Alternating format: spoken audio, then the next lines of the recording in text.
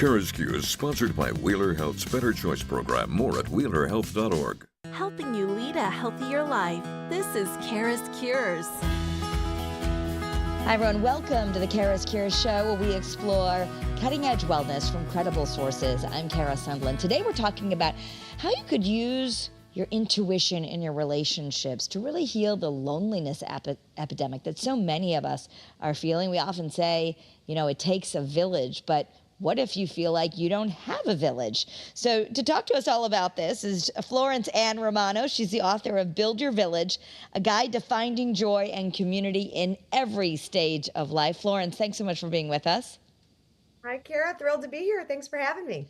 When we think about intuition, we think about making good choices. How does it relate to when people are feeling really lonely and like they don't have good people in their corner? I think people regarding intuition, it seems like this very nebulous idea. Most of the time, they're like, well, what really is that? Listening to your gut or following your heart. And how does that relate to relationship building? Well, I really believe that we need to listen to what our bodies are telling us. When you meet someone, I'm sure this happens to you, Kara. I know when I walk in a room and you meet a bunch of people, you kind of gravitate towards certain people. There's a light or an energy or something there that you want to explore. You're curious. That's your intuition talking to you. And that has a lot to do with how we build our relationships. And what's funny is, as we get older, our intuition starts to kind of edit out of our bodies because we're born with it. We're all born, I believe, with a very powerful intuition, but life experience happens and there's different variables outside of our lives and our environment that starts to kind of erode that intuition for you. So I'm really asking people to get back to what does following your gut mean? What does following your heart mean? And listening to your body and mind kind of syncing up and aligning. I can hear probably people at home going, well, yeah, my intuition tells me that I shouldn't spend too much time with this family member, or I don't really like that person, but I don't have a choice. And that's where I think you want people to really take stock, because if we're in relationships that are draining us, that's not good either. So what do we do if your intuition, you have that really bad feeling around someone who's just a regular part of your life? Right. And I love that you use family as the example, because that's always the first example people give me too. They're like, well, my mother-in-law, and I'm like, here we go. And so the truth is, yes, there are people you have to have in your life, whether or not you would choose it. And, that's what happens with family sometimes. But that's where this beautiful word boundaries comes into play. And I heard it said once about boundaries that the definition is actually you fighting for the relationship. And that blew my mind, because you automatically say boundaries to people and they get all defensive. Like, how dare you say that to me? I don't need boundaries, and, that's offensive. And so I like to think of it that way in the reframing. And so if you do have people in your life that you do have to deal with, well, again, what are those boundaries? But then also back into what the goal is in those relationships. Is a lot of it keeping the peace? What does keeping the peace look like for you? Is it not bringing up certain subjects? Are your values maybe not totally aligned? And perhaps that's a big piece of it too, about why it kind of stokes the fire. And maybe your personalities are just so different. Even in my own family, Kara, my middle sister and I are like oil and water at all times. And, love her to death, but, there are certain things we just can't talk about, and we just poke each other. And so that's normal. That's natural. But as you're making these choices in your life regarding friendships, when it is your choice whether to have someone in your life or not, you have to think about what are the reasons you're allowing that person in. And then also, this is reciprocal, this work that we're doing. It's not just about what I need, gimme. It's also, how am I showing up for others? That serving is also very important too. You don't have a village unless there is that reciprocity. Right. And we've done another show on how self-care is not selfish, but especially as many of us are busy moms, if you're feeling drained, all of that, using your intuition to say, what do I need right now? You might actually, as you just said, preserve the relationship by giving yourself some quiet time or some stillness. And that's really one of your next points. I know loneliness feels painful, But that's not the same as being alone. And you actually advise we need to carve out at least 5 minutes. I like more, but at least 5 minutes of alone time, stillness, so we can connect to our inner guidance. Right. And you know what's funny is you hear a lot of moms say that at night they'll stay up way later than they should, watching a TV show or doing whatever because they just want that time to themselves. And even people wake up super early, even though they could use that extra sleep because they know that that stillness or that solitude is a recharge for them. You always have to put your oxygen mask on yourself first before you can take care of everyone else. And the busy moms out there, you know about this. And like you said, self-care isn't selfish. It's absolutely a necessity. But as we look at stillness, why is that important in terms of kind of resetting your body for these types of conversations, for connection?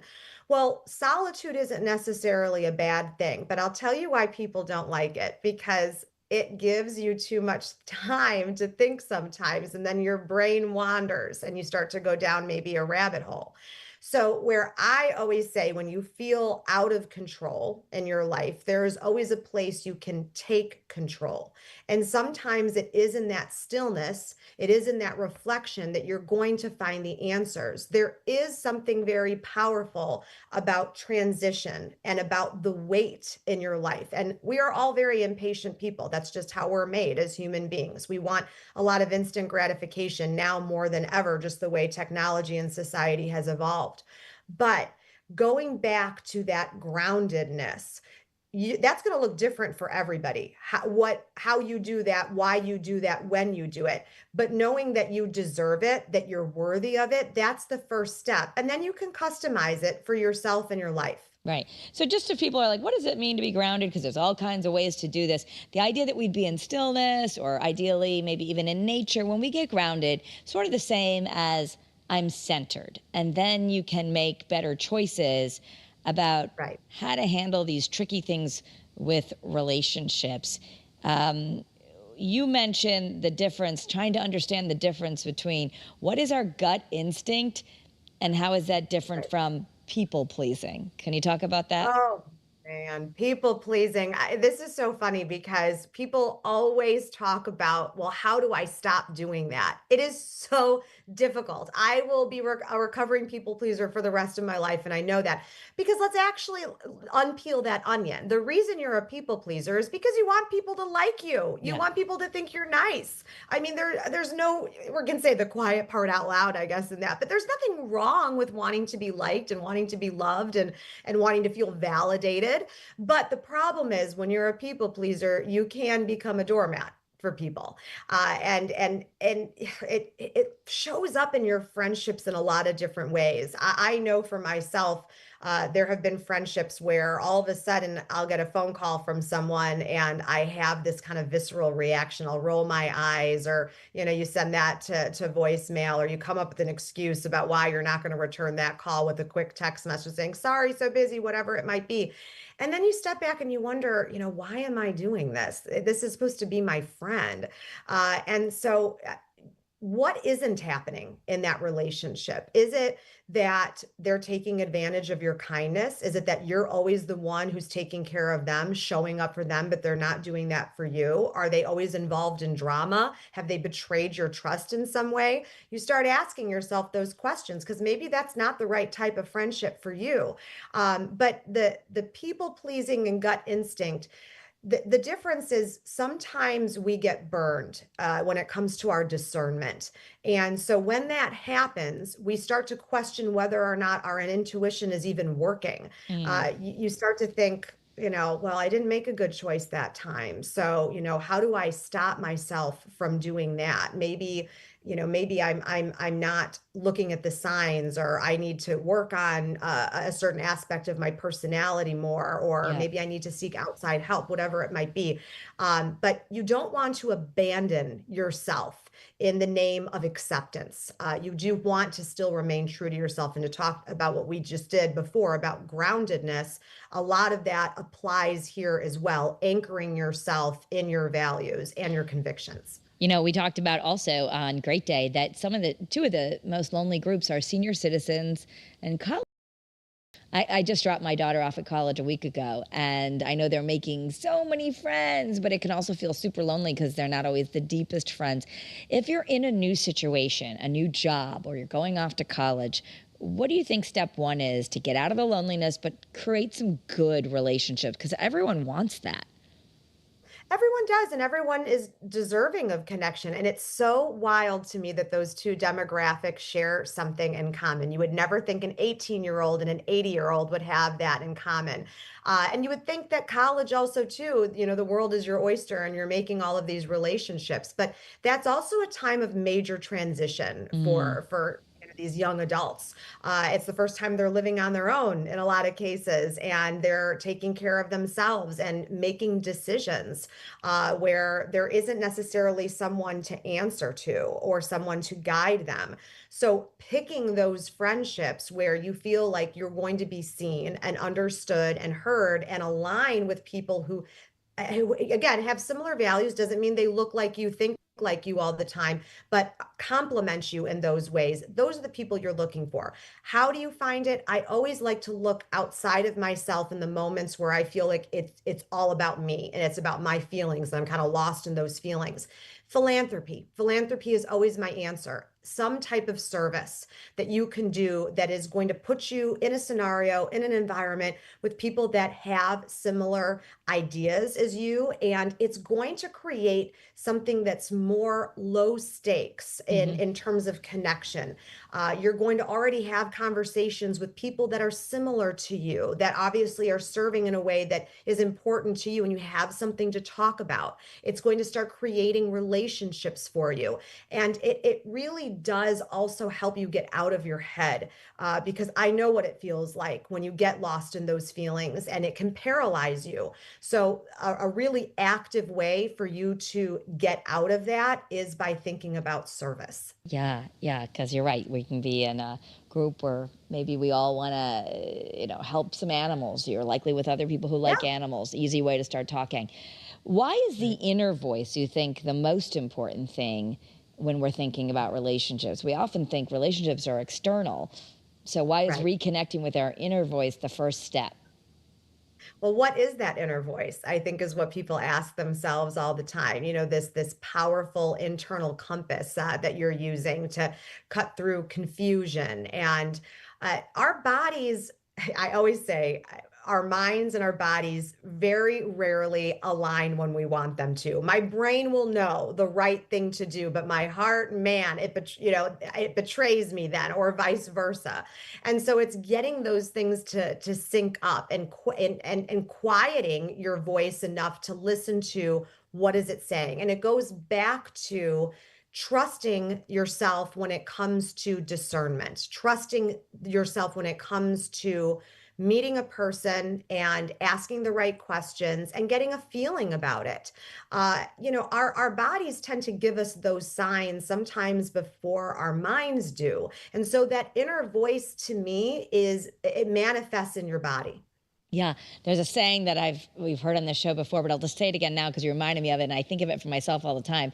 Take that couple breaths. What's light for you is right for you. So if you're feeling like a pit in your stomach, even though everyone else says this person's great, you should go into business with this person or go on a date with this Mhm. person, you would say you're really setting yourself up for failure if your body and mind are sending up red flags.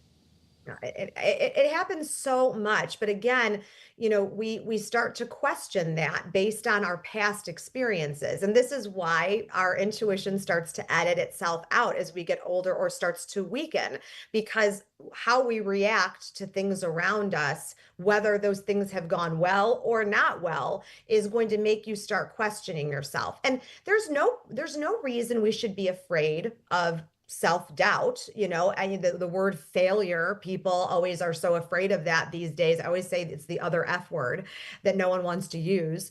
There's nothing wrong with things not working out, Mm. because that's where the learning happens. And also, there's a lot of fear with this work that we're talking about too, Kara. It doesn't feel all that comfortable to step back and say, man, where have I messed up, or where hasn't it worked out? And we so badly want to avoid pain. Mm. No, of course, no one wants to feel bad. No one wants to feel hurt or heartbroken. But as we get older, hopefully we are using tools that show us, hey, you've gotten through 100% of the things that have challenged you. And the fear is something you can channel to then hopefully have a reaction or a result on the other side of the fear that is going to change you for the better. But this evaluation that we're talking about, our villages, about the people in our lives, about the boundaries that we set, about the toxic people that we have, all of that needs to happen in order for us to have a community or people that are appropriately supporting us. And if you feel in your life right now that you are lonely and isolated and disconnected, then there's a place you can take control in that. But like I always say, I can give you the directions to the village, but you have to get in the car and drive there. So how badly do you want it? Hmm. And on that note, I want to let people know that we're going to take a quick moment and hear from our sponsor, but come back and talk about some daily things we can do to really strengthen that intuition so we don't feel so much self-doubt. Let's listen to our sponsor. Struggling with gambling? Wheeler Health's Better Choice program offers personalized support and treatment to help you regain control. Visit WheelerHealth.org to learn more and take the first step towards recovery today. All right, we're back talking about why our intuition is really our body's own defense, our life's own defense to healing loneliness and creating the village that you're meant to have. But we talked about with Florence Ann Romano and her new book. I want to show a cover of her new book. As we're talking about using intuition in relationships, she has a new book out called Build Your Village, A Guide to Finding Joy and Community in Every Stage of Life. Florence, thanks again for being back with us. Sure, loving this conversation. Yeah, me too. So, people are using the terms energy vampire a lot of like, oh, that person just drains me. How do you know if you're really dealing with someone who's an energy vampire who you shouldn't be around? Well, how much control do you have over whether or not that you get to be around that person? Sometimes you can't help it. And energy vampires, and it's such a good visual, by the way, because you can kind of like see the life just kind of Yeah. pouring out of your body. And we've all been there, but here's the thing about that. I can't give you any cure to getting away from those people because that's going to happen in your life. But what I can say is when you get to that level of burnout or where you feel like you are being completely depleted, you probably are not paying attention to how you're taking care of yourself in a lot of different capacities of your life. Because we're going to have to be challenged by those kind of energy vampires in different ways in our lives at all times, at all different seasons. But our armor needs to be strong. We need to be strong in order to be able to deal with that. So, how are you making your choices in your life that are keeping you strong and healthy? You're thinking about the food you're putting in your body, even the clothing that you're wearing, or the people you talk to on a daily basis, or maybe you don't. Maybe that's something you need to change is you need kind of that dopamine hit. You need to have those people in your life that are going to center you and ground you, to go back to those words that we're talking about before, because it's you have to pour into yourself, water yourself, as they would say, in order to make you stronger and stronger and keep growing. And then when you have that, when you are feeling tough, when you are feeling solid and you're leading with those convictions, then you're going to be able to deal with those vampires more easily. But I Yeah. can't stop them from coming into your life, but I certainly can help you try to combat them better. Yeah, absolutely. And it starts with also, we talked about the importance of even 5 minutes of stillness. You start to know Yes. what feelings you have, and body awareness, because your intuition isn't just in your head or some deep mystical place. Our body is the language of our intuition. So you want us to notice certain sensations. Well, think about the butterflies you get in your stomach. Think about the fatigue you feel, or something that's a sense of calm. Someone said to me once that when you're falling in love, of course you have those butterflies or things like that, but that feeling goes away at a certain point, and Mm, then hopefully what you have is a sense of peace. And that actually shows you that your body is responding to something your nervous system is regulating in a way that feels safe. So that could be a romantic relationship, but also a friendship where you feel calm and you get that sense of peace. Mm, That says a lot about the person that is in front of you. It's easy to have fun with people. That you can do. But what's difficult about friendship is the messiness of it. Who are the ones you're crying with? Who are the ones that you're allowing in when life doesn't look like a perfect Instagram highlight reel? And that also gets us into trouble too. As we listen to our bodies, we have to think about what stimulates us in our lives. And people wonder why they feel so disconnected or inferior. And sometimes you have to look at social media and see what you're looking at. And all of a sudden, you go to sleep at night. You have this kind of subconscious comparison that you're doing with people that you've seen online, thinking their life looks perfect. They've got it all together. I mm, don't have those things. That's why I'm not happy. And that also plays a big part into what we're feeling in our bodies, but then also goes back to that intuition and that discernment we're making, because that manipulates how we're actually looking at reality, yeah. because social media is not that, but it tends to be a liar in our heads a lot of the Yes. time. I think social media can be great. I use it. It's wonderful. You keep it, contact people, and there's a way to build a village that way as well. But I want people to pay attention to how what you're looking at on social media is making you feel. There is a big connection there. For sure. And that saying, comparison is the thief of all joy. So if we notice that we're feeling bad, remember that's someone else's highlight reel and maybe kind of remove yourself. Other things you can do that don't involve any social media, maybe instead of scrolling at night, you suggest some journaling and even like writing some prompts to get in touch with yourself, like what felt aligned today. Right. Or did you ignore your gut today? What's something you would have done differently? A conversation you would have had, that would have been differently, or you have handled it differently. It's recognizing and acting on that intuition. But you don't have to be the one that comes up with these prompts. There's so many, devotionals or journals or things you could do that are going to help you reflect in that way. And making time for that is important. Sometimes we get really down on ourselves because we feel like we don't have the words, or we're not equipped to have this connection with ourselves or that evaluation, because we don't know where to start. But asking for that help, it is a huge piece of our lives. Asking for help in so many different ways can be paralyzing. And also, knowing that you deserve the time to think about how you feel, that also kind of feels like a luxury sometimes. You're just trying to survive some days, and you don't have time for that reflection. But also, that's where the burnout starts to happen. People always say that once you get to that burnt out place, it's because you've ignored other things along the way that would have helped you avoid that piece. So if you look at it like a line, instead of getting all the way to the end where the burnout is, you're supposed to start seeing the signs of burnout somewhere in the middle there. And that's where you're going to say, I'm going to take a break. I'm going to take a step back. I'm going to take care of myself a bit more so I don't get all the way down that line and then I completely crash. Yeah.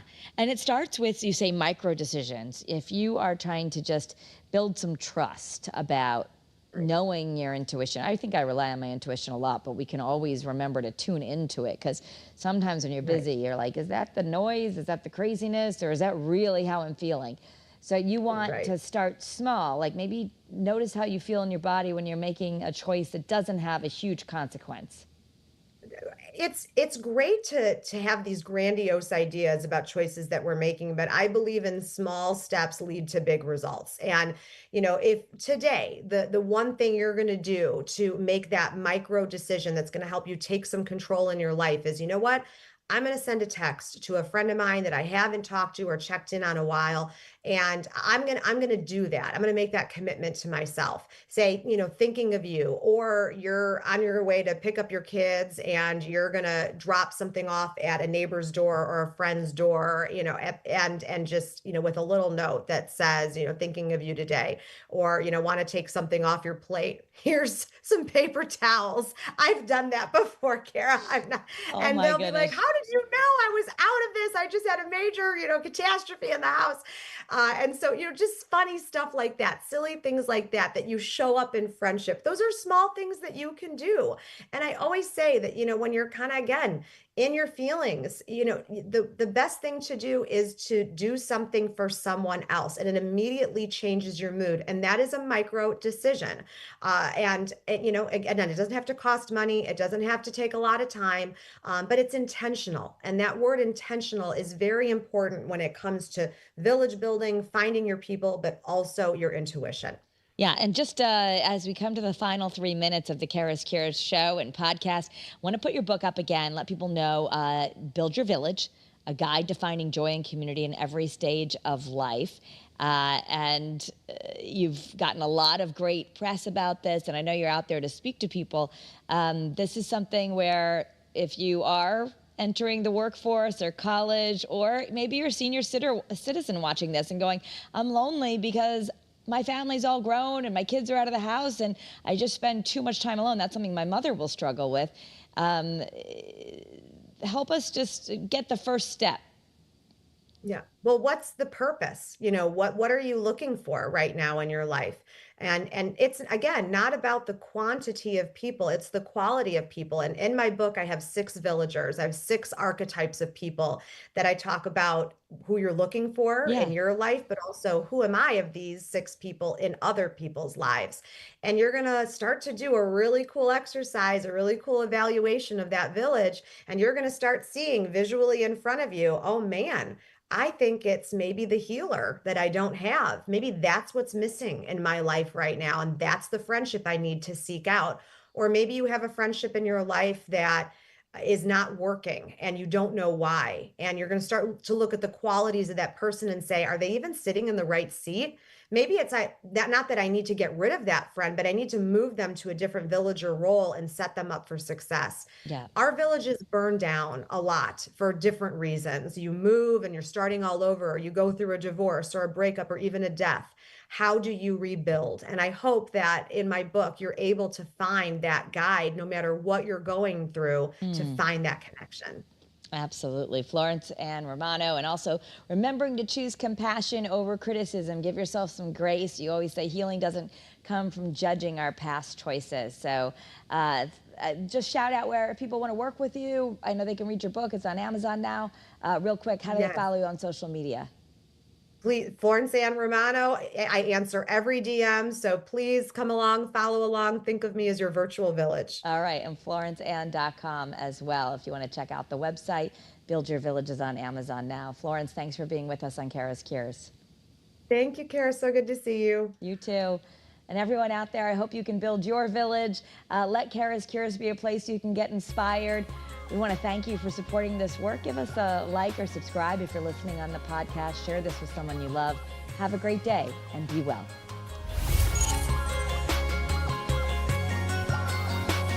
CURES is sponsored by Wheeler Health's Better Choice program. More at wheelerhealth.org.